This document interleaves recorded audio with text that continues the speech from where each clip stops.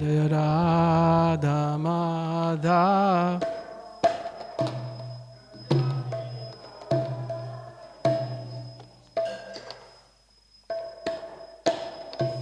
Gopi Jana Vallabha Girivaradhari. Gopi Jana Vallabha Girivaradhari. Gopi Jana Vallabha Girivaradhari. Gopi Jana Vallabha Girivaradhari. Yasodanandana Brajanjana Ranjana.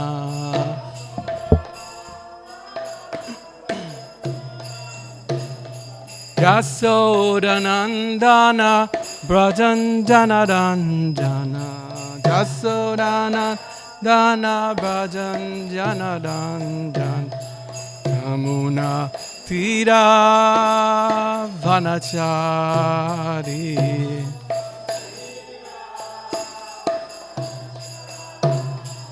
Yamuna Tira Vanachari.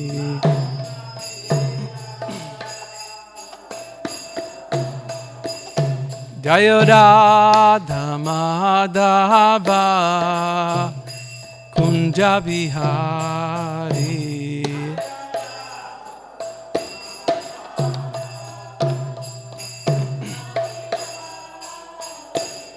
Jaya Radha Madhava Kunja Vihari.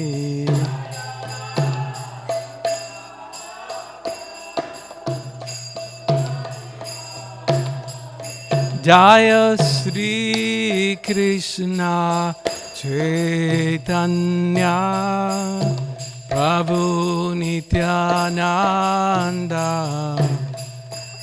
Sri Advaita Gadadha Sri Vasadi Gauda Bhakta Vindam. Jaya Sri Krishna Chaitanya Prabhu Nityananda Sri Advaita Gadadha Sri Vasadi Gaur. Hare Krishna Hare Krishna Krishna Krishna Hare Hare Hare Rama Hare Rama Rama Rama Hare Hare Hare Krishna Hare Krishna Krishna Krishna Hare Hare Hare Rama Hare Rama Rama Rama. Hare Krishna Hare Krishna Krishna Krishna Hare Hare Hare Rama Hare Rama Rama Rama Hare Hare Hare Krishna Hare Krishna Krishna Hare Hare Hare Rama Hare Rama Rama Rama Hare. Srila Prabhupada ki jai. Gantara Srimad Bhagavatam jai. Nitai Gaur Premanandi Hari Hari Bol. Om Namo Bhagavate Vasudevaya. Om Namo Bhagavate Vasudevaya.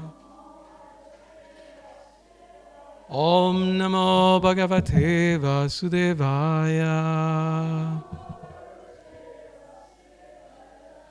We're reading from Srimad Bhagavatam, 3rd canto, status quo, chapter 23. The Bahuti's Lamentation, text number, is that 28 on the board? Can someone bring the whiteboard closer so we can all read? Easier. Thank you. So we have 1, 2, 3, 4. We have 4 verses to cover, but there's only 28 on the board, so let's recite that one first. Isnanena tammaharhena Snanena tammaharhena Snapayitva manasvinam Snapayitva manasvinim Dukule nirmale nutne Dukule nirmale nutne Dadurasyai chamanadaha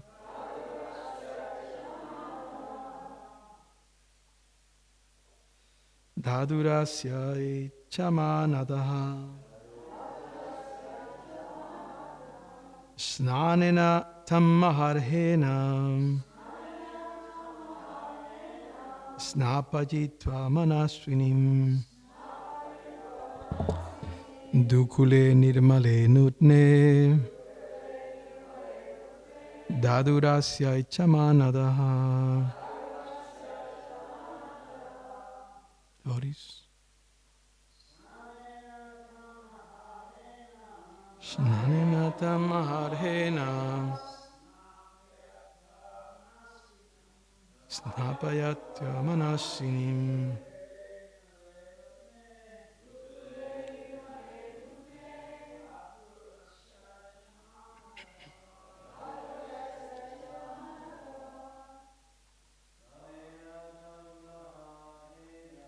Snanena tammaharhena Snapajitva manasvinim Dukule nirmale nudne Dadurasyai chamanadaha Snanena tammaharhena Snapajitva manasvinim Dukule nirmale nudne Dadurasyai chamanadaha. Ladies, Vaishnavis.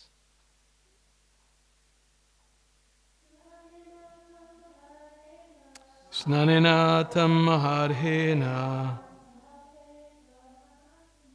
Snapajitva manasvinim Dukule nirmale nudne Dadurasya chamanaha. Word by word. Snanena, with bathing oils. Tam, her. Maha arhena, very costly. Snapayitva, after bathing. Manasvinim, the virtuous wife. Dukule, in fine cloth. Nirmale, spotless. Nudne, new. Daduhu, they gave. Asyai, to her. Cha, and. Manadaha, the respected girls. Translation. The girls, being very respectful to Devahuti, brought her forth, and after bathing her with valuable oils and ointments, they gave her fine, new, spotless cloth to cover her body. So there's no purport for this one, and there is no purport for the next three ones until the last. So I'm just going to read the Sanskrit and the translation. Pushanani parardhyani pariyam sidumanti cha anam sarvagunopetam panam chaivam britansavam. They then decorated her with very excellent and valuable jewels, which shone brightly. Next, they offer her food containing all good qualities and a sweet, inebriating drink called asavan, small purport. Asavam is an Ayurvedic medical preparation. It is not a liquor. It is especially made from drugs, and it's meant to improve metabolism for the healthy condition of the body. Text 30. Athadarashe swamatmanam shragvinam virajambaram virajam kritta swastyayanam kanyavir bahumanitam. Then in a mirror she beheld her own reflection. Her body was completely freed from all dirt, and she was adorned with a garland, dressed in unsullied robes and decorated with auspicious marks of tilak. She was served very respectfully by the maids. Text 31. Shnatam kritashira shnanam sarbharana bhushitam nishka grivan balayinam kujat kanchana nupuram. Translation. Her entire body, including her head, was completely bathed, and she was decorated all over with ornaments. She wore a special necklace with a locket. There were bangles on her wrists and twinkling anklets of gold about her ankles. Purport by Srila Prabhupada. The word Krita Shirashnam appears here. According to the Smriti Shastras, directions for daily duties, ladies are allowed to bathe daily up to the neck. The hair on the head does not necessarily have to be washed daily, because the mass of wet hair may cause a cold. For ladies, therefore, taking a bath up to the neck is ordinarily prescribed, and they take a full bath only on certain occasions. On this occasion, Devahuti took a full bath and washed her hair very nicely. When a lady takes an ordinary bath, it is called Malashnan. And when she takes a full bath, including the head, it's called Shirashnan. At this time, she needs sufficient oil to smear on her head. That is the direction of the commentators of Smriti Shastra. Om Jnana Timirandasya Jnananjana Salakaya Chakshurun Militam Jena Tasmai Sri Gurave Namaha Namam Vishnu Padaya Krishna Prasthaya Bhutale Srimate Bhakti Vedanta Swamini Tinamine Namaste Saraswati Deve Gauravani Pracharine Nirvisesha Sunyavadi Paschatya Deshatarine. So we are reading from Srimad Bhagavatam about the pastime of Kardama Muni and Devahuti. And now it's like zooming in the different details of this particular pastime, and many more details of the interaction between them two will be presented. So we may wonder, what does this practice of bathing or washing a lady's hair have to do with spiritual life? Maybe that was my reaction the first time I read this a few years ago.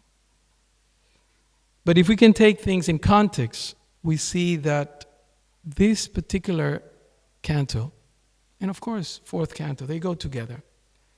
Because Vidura, the one who is hearing these descriptions, is presented with these two cantos by Maitreya. The third canto has 33 chapters. And when the fourth canto ends, then he respectfully leaves the company of Maitreya, and then he goes back to deliver his brother Dhritarashtra. If you are reading Bhagavad Gita or remember from Bhagavad Gita, right? The first words of the Bhagavad Gita are Dhritarashtra Uvacha. So that's our famous Dhritarashtra. So all these personalities come into this presentation of the Bhagavatam. Sometimes Prabhupada would say that the reason why Vidura was hearing, was inquiring from Maitreya, was with a purpose, not only for his purification, but to deliver his brother. So sometimes we need to remind ourselves that we are following this process not only to help ourselves, but also to help others. Back to the story, Kardama Muni here and his wife are uniting. They're already married. They did their honeymoon. It was quite the opposite. They were doing austerities and he was doing his penances and she was helping him to the point that all, or her external, shall we say, beauty, she was a princess, and sometimes you can see people when they have a certain karma, and they are very, powerful or beautiful or famous. Have you come across those people? They just got some good luck, right? That's cool, I remember. Some friends of mine, one was competing for the Olympics in swimming, and a few others were super expert soccer players or the friends, surfers, and I was like, how this guy, And we were just kids, and then somebody will say, oh, my dad buying me a car or something. We're like, how? But all these things come because of previous actions, these things. So in the case of Devahuti, she was a beautiful princess, and she was given to this sage, Kardama Muni, as we have been hearing all these previous classes. So at some point she was emaciated, she was skinny, she was dirty, according to the description.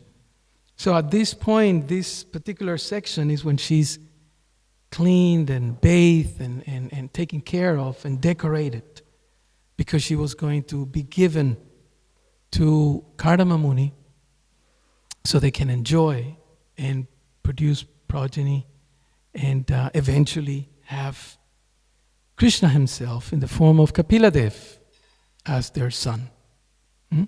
So that's the context in which this pastime takes place.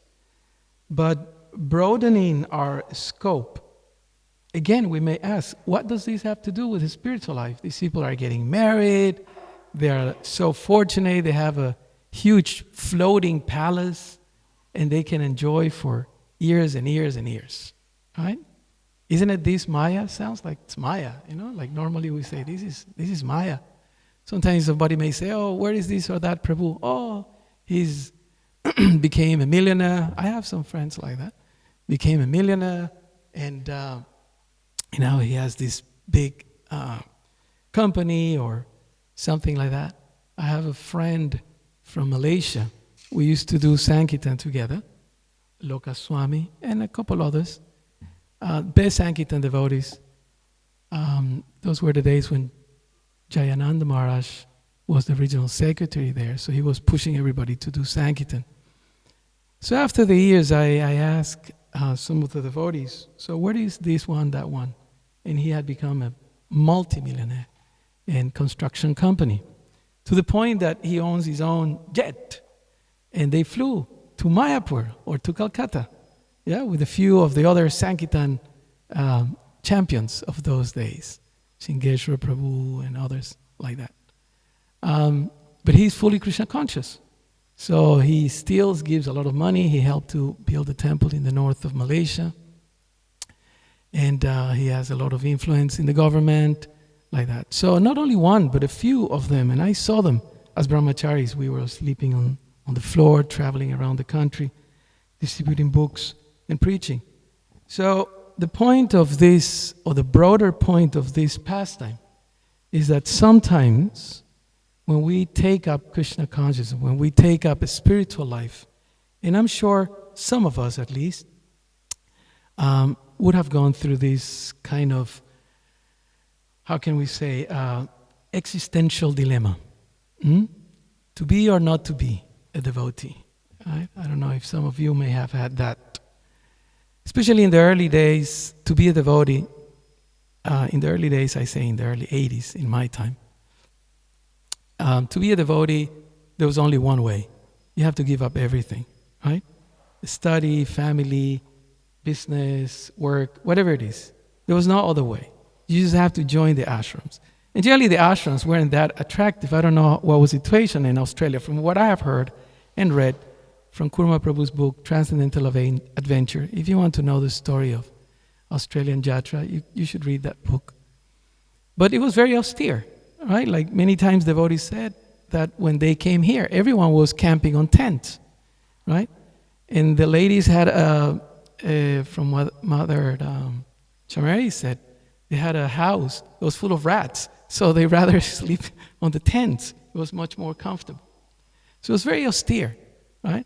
But nevertheless, devotees did that, gave up this, gave up that. And sometimes it will cross through the mind of those devotees from their recollections that sometimes they wonder, how would I maintain myself? What will be of my future? Who will take care of me? Mom and dad, or someone else, or university, or college, or my workplace. It's not there. The paycheck is not coming every week or every month, whatever. So we have that fear that who's going to take care of me? Who's going to maintain me? So in this particular section, in the third canto, according to Burijan Prabhu, who has done a thorough study of the Bhagavatam, and he has compiled these books, just like the Surrendered Unto Me. If anybody is really interested in understanding Bhagavad Gita, you should read Surrendered Unto Me. I think we have it available in our shop, since Mother Chameri is here. So talk to her. So in the same way, if you want to study Srimad Bhagavatam thoroughly, I suggest humbly that take the help of Burijan Prabhu's book. What is it? Unveiling, what is it? Approaching the Lotus Feet. The first, you gave me that. Remember that? The Lotus Feet. I think it's Unveiling the Lotus Feet. Yeah. So it's the first 4 cantos, and then like that. He has several volumes, big books. So there, what he does, he studies Prabhupada's teachings, and then he puts it together for us in an easier way, right? It's like if you are cooking, and then you have an assistant, like Krishna was driving Arjuna, so it's making it easier for Arjuna. Sometimes these great souls, just like Prabhupada, he took the Bhakti Rasamrita Sindhu, that it's very complicated. You really need to know Sanskrit and so many other things, logic and Vedic information of sorts, to understand it. But Prabhupada summarized the Bhakti Rasamrita Sindhu, which is the main work of Rupa Goswami, and summarize it all and put it in the Nectar of Devotion. So in the same way, Burijan Prabhu has done that with the Surrendered Unto Me and also with the Bhagavatam study books. So what he explains that in this section of the, let's say, the pastime of Kardama Muni, and overall in the third canto, there are 2 main instructions. One instruction is especially for grihastas, because this is grihastra land. Yeah? Everything is about grihasta, the wife and this and that and the needs and so many things. And Prabhupada gives these detailed descriptions about how a woman should take care of herself, for example, like in this purport. But the main thing is, first of all, there's the comparison, because there are 2 important marriages in this third canto. Who remembers what are those important? One is Kardama and Devahuti, and the other one? Famous. Think. Inditi, exactly. Kasyapa and Diti. In fact, when we get onto that particular marriage, which is not so elaborately described, mostly the focus is on Jai and Vijay, correct? Because they both united and they produced, because that union wasn't done according to the Vedas, correct? According to the direction of the Vedas. And what was produced from them? 2 demons, Hiranyaksha and Hiranyakashipu. And the whole attention of that section is about the demonic qualities. And even before they were born, they were creating by their energy or their vibration, the whole universe was darkened like that. So basically, the focus is in these 2 types of marriages. One marriage that wasn't done according to the appropriate directions that the Vedic gives, and that gives very bad results, to the point of the 2 greatest demons in history appearing. And then we have Kardama and Devahuti. So that's the comparison. And Kardama and Devahuti produce first 9 daughters, and then who appears as their son? Lord Kapila. God himself, he appears. Right? So we can see the contrast. That's one of the main teachings of the 3rd canto. In essence, this is thanks to Buddhajana Prabhu, who has done the job, the work of researching all that and putting it in a simple way. Then I can read it and I would say, I'm so knowledgeable. I know this, that, but basically it's from his information that I got this. But the other main important teaching that we find in this 3rd canto, and particularly in this section, is that, we can say the potency of a yogi. And more than anything, a potency of a bhakti yogi. In the Nectar of Devotion, Rupa Goswami and Srila Prabhupada present the different siddhis that we can achieve, or someone can achieve if he's interested. And the other day we were also mentioning that a few verses before, right? What is it? Mahima, Lagima, and different Asta siddhis, or 8 perfections that the yogis can develop. And they can reduce themselves, they can make themselves big. Sometimes some of these descriptions in the Puranas is basically from yogis, that they have developed these capacities to do certain things, like magical things, right? And then they can bring things, they can make things flow, they can make things disappear, like that.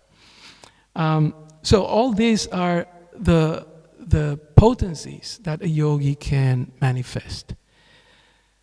So here, Kardama Muni is presented as a Mahayogi. And the same way, his wife, Devahuti, I forgot the name, Lakshana, Yoga Lakshana, or something like that. She's referred to with that description when her father, it's bringing her towards Kardama Muni. So we may say, this is very attractive. Imagine if you can just flick your fingers and then you can make something appear, and lots of money or lots of facilities. And of course, we may say, I can use that for Krishna. That would be nice. I remember a very good Sankirtan devotee, but young devotee. I mean, we're all young and new in the movement. So he was the best Sankirtan devotee. And he was a champion. He always defeated us all. So one time, he went somewhere, and he would go for long hours. And then there was those fellows, have you seen that they have these little cups? And then they have like a chip or a ball or something under the cups, and then they go like this. So somehow he got tricked into thinking that, he was observing it, and he's very smart. He's thinking, this guy is cheating everybody. He's just moving his hands, sleight of hands like that. And then everyone will bet, and there was a lot of money there. And then we were in traveling Sankirtan, I remembered. So always tight with money and like that, begging sort of fruit or something, and then we would go distribute books. So he thought, in his cleverness, let me bet, and I will win so much money. I'll just bet this much and I will win 10 times. So he did it. And of course he lost, right? Because this guy was a cheater. I think he lost all, I forgot exactly the details. This is 40 years back. And he lost all the money. So anyway, he wasn't coming because he was trying to make up the quota. So at night when he came late, and we thought that's strange because, we'll get together to take prasadam with the other brahmacharis. And then we saw him that he was talking to temple temple commander or Sankirtan leader or whoever was senior, who was in charge of the group. They were back and forth talking. So he came and we could see that his eyes were teary and he has been crying. And what happened? And then he told us the story. He said, I was fooled by this and that. So sometimes we may be fooled by these things, thinking, I can just slide this one and never mind, I can maybe break principles in some way, bet here, bet there, or do something.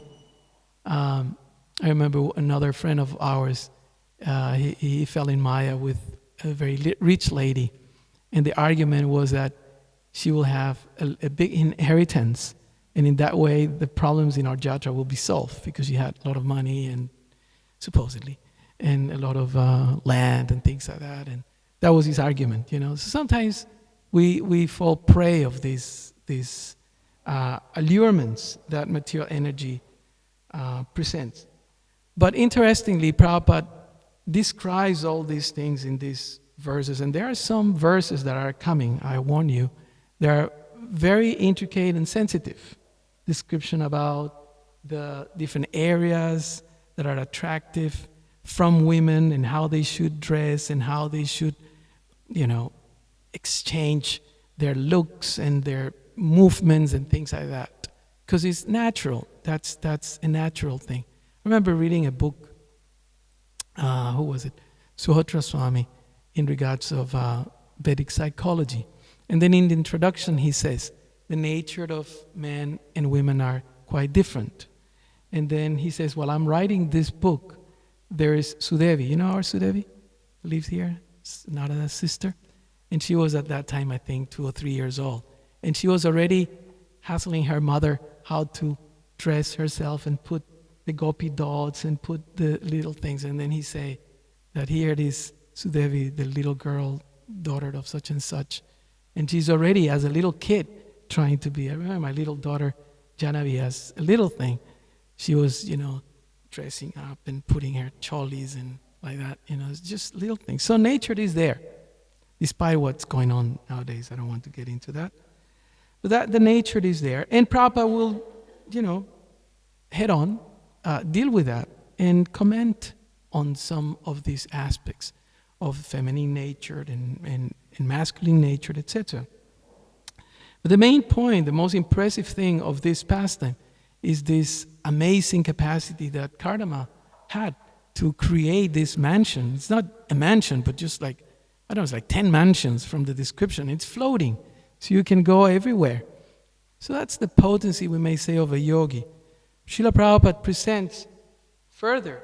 I was going to take the liberty of reading something, because I was thinking, based on that consideration, what does this have to do with the spiritual life, right? But Prabhupada, very nicely, he presents this in 20 verses later, something like that. He says this. Instead of paraphrasing, I just thought I'm going to read it. The verse reads, "What is difficult to achieve for determined men who have taken refuge of the Supreme Personality of Godhead's lotus feet? His feet are the source of sacred rivers like the Ganges, which put an end to the dangers of mundane life." That's the verse. And Prabhupada says, the words Jart Ashrita Tirtha Pada Charana are significant here. The Supreme Personality of Godhead is known as Tirtha Pada. The Ganges is called a sacred river because it emanates from the toe of Vishnu. The Ganges is meant to eradicate all the material distresses of the conditioned souls. For any living entity, therefore, who has taken shelter of the holy lotus feet of the Lord, nothing is impossible. Kardama Muni is a special. This is the part. Kardama Muni is a special not because he was a great mystic, but because he was a great devotee. Therefore, it is said here that for a great devotee like Kardama Muni, nothing is impossible. That's how Prabhupada summarized this, or the context of this section. For someone who surrendered to Krishna, nothing is impossible. And that's what we need to see here, because going back to our little existential dilemma, to be or not to be a devotee of Krishna, and give up this, give up that. Yes, I know the understanding, especially nowadays, it's different from what it used to be decades ago. And we say you don't have to give up anything, right? You can continue to study, not like we were told before. You can continue with your job, etc. Right? Now our preaching has changed because we have more understanding.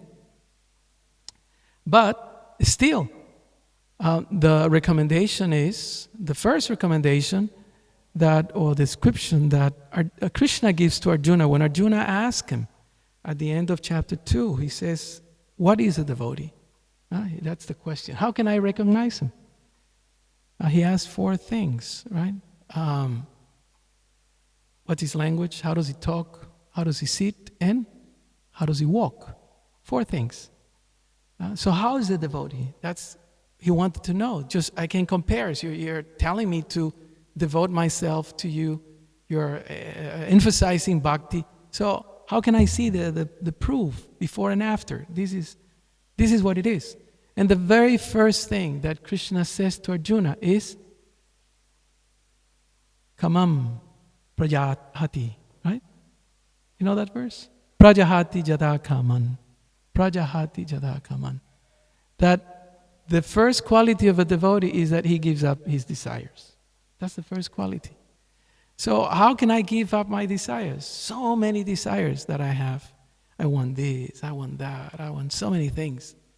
Right? And it's like Prabhupada says often, it's not that we have to stop our desires. We cannot be desireless, like the Buddhist may say, but we need to desire for Krishna. And the example that Srila Prabhupada gives is Ambarish Maharaj. Often he refers to Ambarish Maharaj. It's very important, and he presents these 4 verses. I believe from the 8th canto. Where is Ambarish Maharaj's story presented? 8th canto or earlier? 9th canto. Twice he quotes these verses in the Bhagavad Gita, and then he quotes them again in the Nectar of Devotion. They're all Sabai Mana Krishna Padaravinda Yo, etc., etc. That my mind, my words, my hearing, my everything, my sense of touch, my smell, my taste, my legs, my head, my desires. Kamam chadasyena natu kama kamyaya. Let my desires be servants of your desire. Jatotama shloka janashrayarati. And in this way, this person is considered the most surrendered to the Supreme Personality of Godhead. And Srila Prabhupada refers to the best yogi, quoting what Krishna says in the Bhagavad Gita. Out of all yogis, right? Who remembers that verse? Sarvasam matgatena antaranmanam Shradhavam bhajate yamam same yuktatamo mataha. That's what I think. Mataha means I think. Like in some areas of my country, mata means head, just like in Sanskrit. Mata, they say, in the villages in the mountains. Mata. Mataha. Mataha means what I think, what's in my head, my opinion, sometimes Prabhupada translates. So Krishna says, out of all yogis, the best one is the one who's completely surrendered unto me. Now, there are different things in the bhakti context that sometimes is defined by our acharyas. And Rupa Goswami explains in the Nectar of Devotion that in order for us to achieve bhakti, we have to do certain things and we need to avoid certain things, right? And interestingly, Rupa Goswami says that detachment, listen to this one carefully, detachment is not necessarily an item of bhakti, right?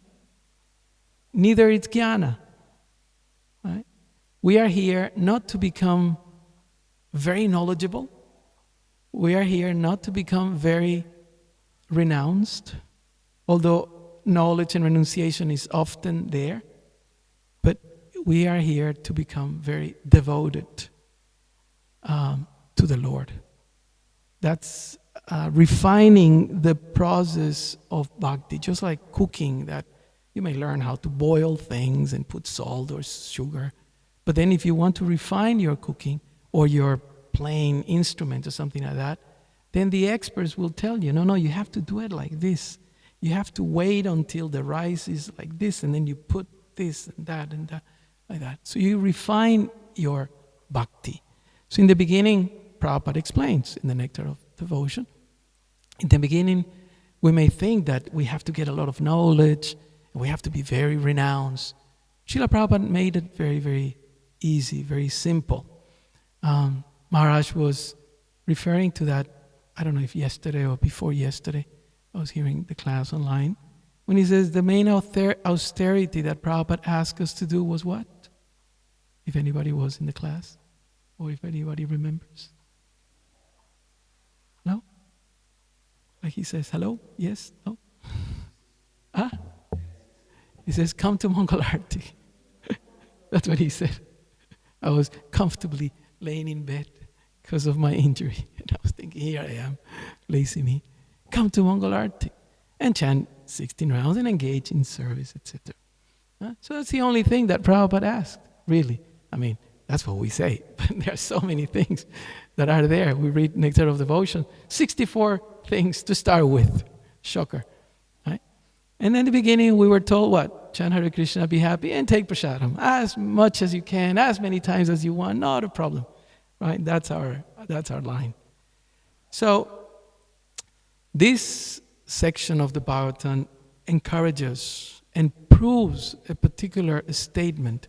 You see, many of these pastimes, if I may say, by the grace of my spiritual masters, are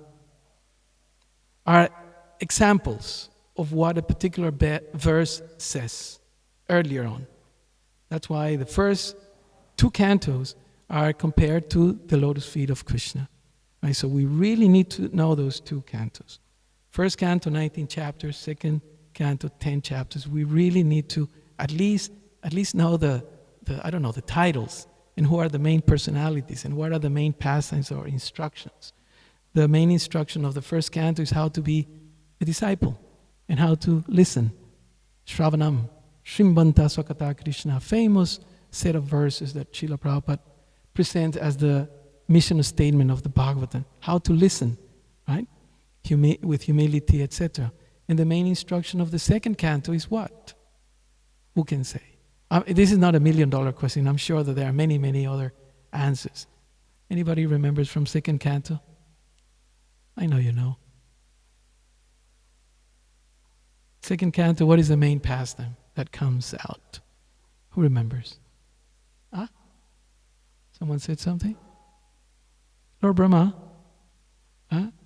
being manifested from Vishnu. Then Narada comes and asks him what happened, and then he started telling the story. And there's one word, Prabhupada used to say this, one word, right? We use that technique in our Bhakti Shastri course. What is that one word that Lord Vishnu tells Brahma? One word, you know. Tapa. Austerities. Right? Austerities. Tapa. That's all what he heard.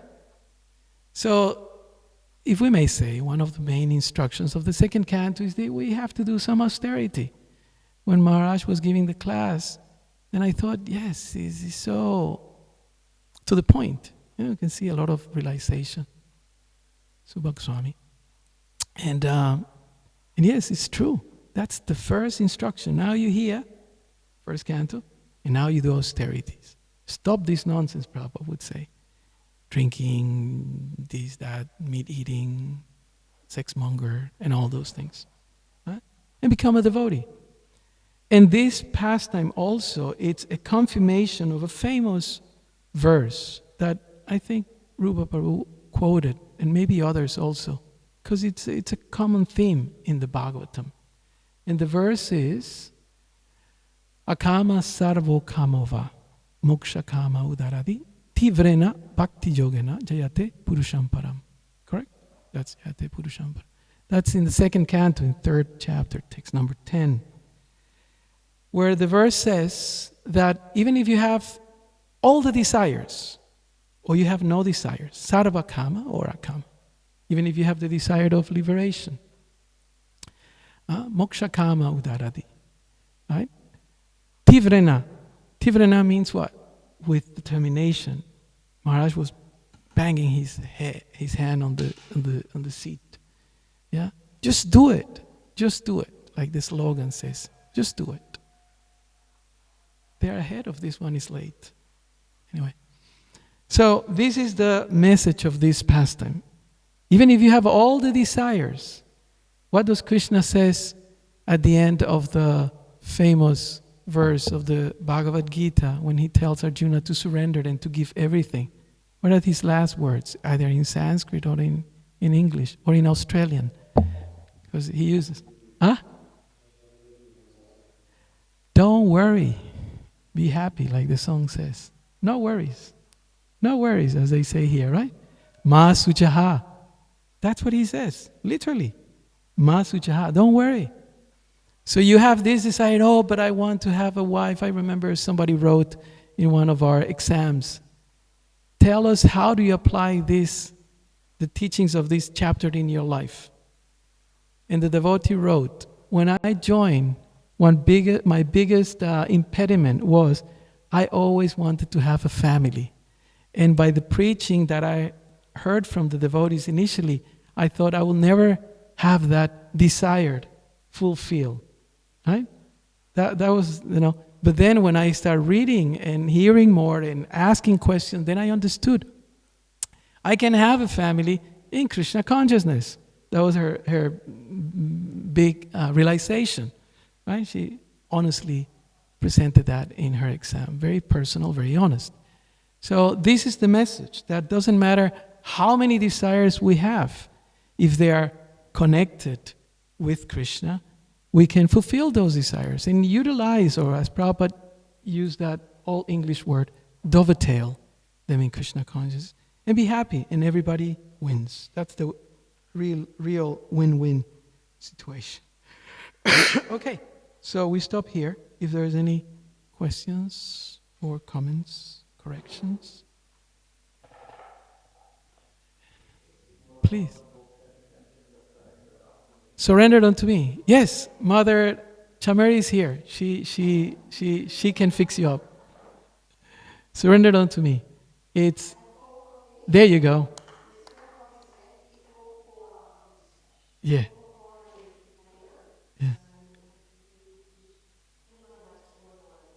Yeah.